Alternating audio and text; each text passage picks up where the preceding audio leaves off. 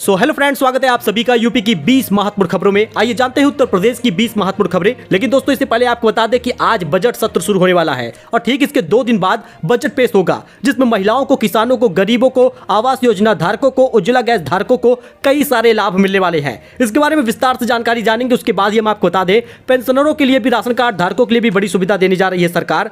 और आपको बता दें, होली से पहले पीएम किसान सम्मान निधि की किस्त आने वाली है। इसके लिए डेट क्या घोषित हुआ है, इसके बारे में जानेंगे। और वहीं पर एम पासपोर्ट पुलिस ऐप भी लॉन्च हो गया है, जिसमें 5 दिनों में बन जाएगा पासपोर्ट और कई सुविधाएं भी नागरिकों को मिलने वाली हैं। तो आइए जानते हैं क्या पूरी इंपॉर्टेंट जानकारियां हैं। चलिए शुरू करते हैं।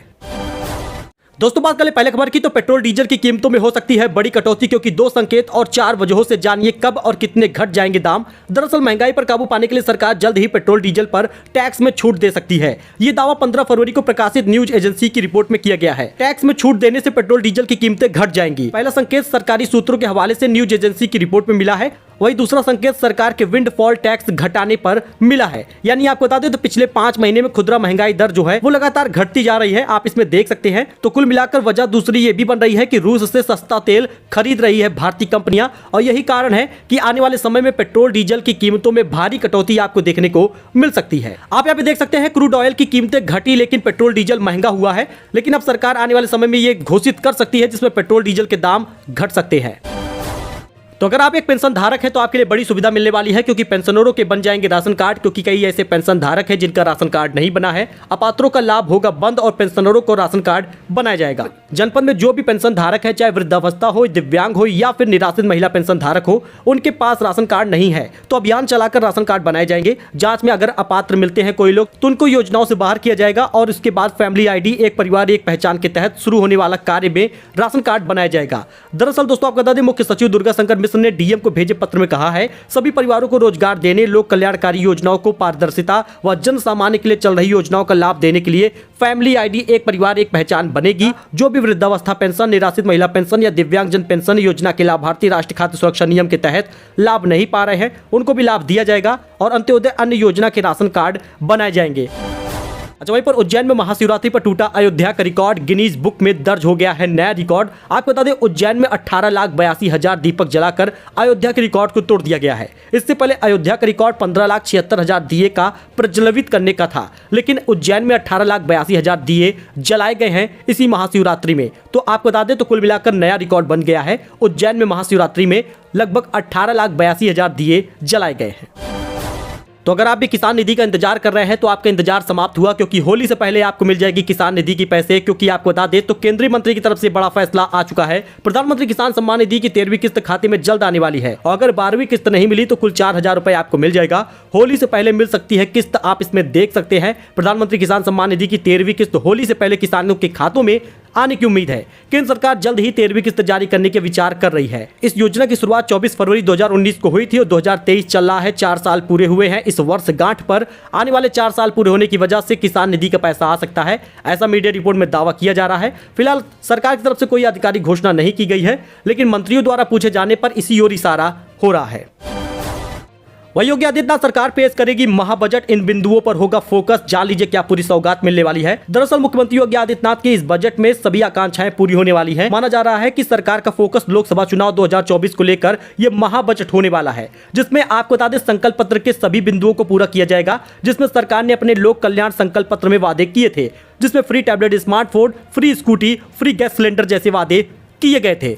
आपको बता दें, इससे पहले योगी आदित्यनाथ सरकार ने अपने दूसरे कार्यकाल के मई माह में वित्तीय वर्ष 2022-23 के लिए 6,15,000 करोड़ का बजट पेश किया था, लेकिन इस बार ये 7 लाख करोड़ का बजट हो सकता है, जिसमें आपको बता दें तो कई सारे लाभ मिलने वाले हैं। जिसमें महिलाओं को लाभ दिया जा सकता है, श्रमिकों को लाभ दिया जा सकता है, किसान धारकों को लाभ दिया जा सकता है। छात्रों के लिए बता दें तो फ्री टैबलेट स्मार्टफोन और जो मेधावी छात्र हैं उनको फ्री स्कूटी दी जा सकती है। वहीं पर जो उज्ज्वला गैस धारक है उनको फ्री गैस सिलेंडर देने का वादा पूरा किया जा सकता है। बजट सत्र आज से शुरू हो रहा है। 22 फरवरी को बजट पेश कर दिया जाएगा, जिसमें संकल्प पत्र में जितने भी वादे थे वो वादे पूरे हो सकते हैं। आप यहाँ पे देख सकते हैं, मुख्यमंत्री योगी आदित्यनाथ ने दावा किया है कि ये बजट यूपी की 25 करोड़ जनताओं की आकांक्षाओं को पूरा करने वाला होगा। प्रदेश सरकार का यह बजट रोजगार, कृषि, महिलाओं से संबंधित योजनाओं और इंफ्रास्ट्रक्चर विकास के लिहाज से बेहद अहम होगा। इसमें सरकार के लोक कल्याण संकल्प पत्र के बिंदुओं को शामिल किया गया है। आप जाके गूगल पे जब सर्च करेंगे कि लोक कल्याण संकल्प पत्र यूपी सरकार, तो आपको वो सभी वादे दिख जाएंगे जो सरकार ने इसमें किए थे और वो अब पूरे होंगे इस बजट में। अच्छा चलिए बात कर लेते हैं गोल्ड सिल्वर प्राइस की। तो इस सप्ताह अचानक सस्ता हुआ है सोना, घटकर इतने रुपए हो गया है 24 कैरेट का दाम। सोने की कीमतों में इस सप्ताह थोड़ी नरमी देखने को मिली है। 24 कैरेट वाले गोल्ड के भाव में गिरावट आई है। हालांकि इस हफ्ते में कीमतें 57,000 प्रति 10 ग्राम हो चुका है। आपको बता दें और भी सस्ता हो सकता है सोना, हालांकि अभी भाव 56,000 रुपए प्रति 10 ग्राम के ऊपर ही रह रहा है। इस सप्ताह के आखिरी कारोबार दिनों में सोने की कीमतों में 56,204 रुपए प्रति 10 ग्राम 24 कैरेट सोने का दाम है। पिछले सप्ताह आखिरी कारोबार दिनों में सोने का भाव 56,983 रुपए था। यानी आने वाले समय में और भी ज्यादा सस्ता हो जाएगा सोना। यहाँ पे आप IBJA का रेट देख सकते हैं। यानी इनके रिपोर्ट के मुताबिक सोमवार को सोने की कीमत 57,000 थी, मंगलवार को भी सोने का भाव 57,000 रुपए के करीब था। वहीं पर बुधवार को कीमत में गिरावट आई, 56,770 रुपए हुआ। गुरुवार को सोने का रेट जो है 56,343 हुआ और शुक्रवार को सोने का दाम 56,204 हुआ। यानी लगातार सोने के दाम में गिरावट आ रही है। वही दोस्तों GST काउंसिल में एक बड़ा अपडेट आ गया है। छात्रों के लिए बड़ी खुशखबरी है। एंट्रेंस टेस्ट में अब फीस होगी कम। जी हां, अगर आप एंट्रेंस एग्जाम वगैरह देने जाते हैं तो उसकी फीस अब कम लग सकती है। केंद्रीय वित्त मंत्री निर्मला सीतारमण की अध्यक्षता में शनिवार को हुई GST काउंसिल की 49वीं बैठक में कई महत्वपूर्ण निर्णय लिए गए हैं। इस मीटिंग में छात्रों के लिए दोहरी खुशखबरी है। जहां एक तरफ पेंसिल, शॉर्पनर जैसे चीजों पर GST को घटा दिया गया है, वहीं दूसरी तरफ एंट्रेंस टेस्ट पर लगने वाले टैक्स को समाप्त कर दिया गया है। यानी आने वाले समय में छात्रों को एंट्रेंस टेस्ट पर कम फीस देनी होगी। अब बात कर ले राशन योजना में, तो जी हां, फरवरी महीने में दोबारा राशन आपको मिल रहा है। एक महीने में 2 बार राशन दिया जा रहा है। फरवरी में 20 तारीख यानी आज से राशन वितरण शुरू हो जाएगा, जो कि 28 तारीख तक चलेगा। इस महीने आपको पूरा राशन दिया जाएगा, जिसमें 35 किलो राशन होगा, गेहूं चावल दिया जाएगा। राशन कार्ड धारकों को 17 तारीख तक राशन दे दिया गया है जनवरी महीने का। यानी इस फरवरी महीने में 17 तारीख तक तो आपको केवल जनवरी का राशन मिला है, लेकिन अब आज 20 फरवरी से 28 फरवरी तक आपको 35 किलो गेहूं चावल मिलेगा, जो कि बिल्कुल फ्री होगा। उसके बाद मार्च महीने से केवल एक बार ही दिया जाएगा। तो आर माधवन के बेटे ने खेलो इंडिया यूथ गेम्स में 5 गोल्ड समेत जीते कुल 7 मेडल। एक्टर ने ऐसे जताई खुशी। जी हां दोस्तों, खेलो इंडिया यूथ गेम्स में अभिनेता आर माधवन के बेटे वेदांत माधवन ने महाराष्ट्र की तरफ से हिस्सा लेते हुए स्विमिंग में 7 पदक अपने नाम किए, जिसमें 5 गोल्ड मेडल शामिल है।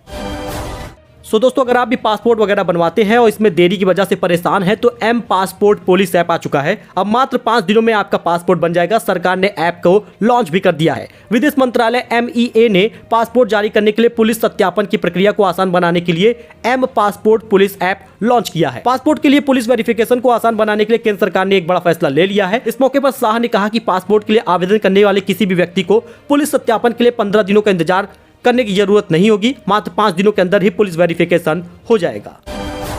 सो दोस्तों, लखनऊ में बारिश का अनुमान है। अगले हफ्ते पारा पहुंचेगा 35 के पार। एक बार फिर से गर्मी का एहसास होगा, क्योंकि अब सर्दी पूरी तरीके से समाप्त है। यूपी के कई जिलों में शनिवार को सुबह कोहरा थोड़ा बहुत देखा गया, लेकिन राजधानी लखनऊ में मौसम साफ रहा। देश के मैदानी इलाकों में दिन में तापमान में बढ़ोतरी दर्ज की जा रही है। लखनऊ भी उससे अछूता नहीं है और यही कारण है कि खिली धूप तपिश को बढ़ा रही है। आपको बता दें, मौसम विभाग के पूर्वानुमान में बताया गया है कि रविवार, सोमवार और मंगलवार तक बारिश की संभावना है। तो लखनऊ वासी एक बार फिर से रिमझिम फुहारों के लिए तैयार हो जाए। बीच में तापमान में लगातार बढ़ोतरी दर्ज की जा सकती है। आने वाले हफ्तों में आपको लगभग 35 डिग्री तक का सामना करना पड़ सकता है। फरवरी में मार्च जैसी गर्मी का फिलहाल एहसास हो रहा है। यानी आने वाले अप्रैल मई में भीषण गर्मी से लोगों को परेशान होना पड़ सकता है, ऐसा मौसम विभाग का मानना है। वही दोस्तों, अयोध्या में PPP मॉडल के तर्ज पर अयोध्या के पौराणिक कुंडों का होगा विकास। जानिए योगी सरकार का क्या प्लान है। दरअसल दोस्तों, अयोध्या में एक तरफ भव्य मंदिर बन रहा है, तो दूसरी तरफ अयोध्या के पौराणिक और प्राचीन कुंड का जीर्णोद्धार भी किया जाएगा। भगवान राम के जीवन से जुड़े प्रमुख जलाशयों को सजाने का कार्य अयोध्या विकास प्राधिकरण के अधीन चल रहा है। दरअसल देखरेख के अभाव में जर्जर हुए कुंडों को अब अयोध्या विकास प्राधिकरण नए सिरे से उद्धार कर रही है और नया प्लान भी तैयार कर रही है। बताते चले कि आपको योगी सरकार की पहली प्राथमिकता रहती है कि अयोध्या की पौराणिकता और प्राचीन पहचान पुनः स्थापित हो। यही कारण है कि जलाशय, कुंड, तालाब फिर से खुद को जीवंत महसूस करे। लिहाजा देखरेख और साफ सफाई की जिम्मेदारी प्राइवेट संस्था को सौंपने की प्लानिंग चल रही है।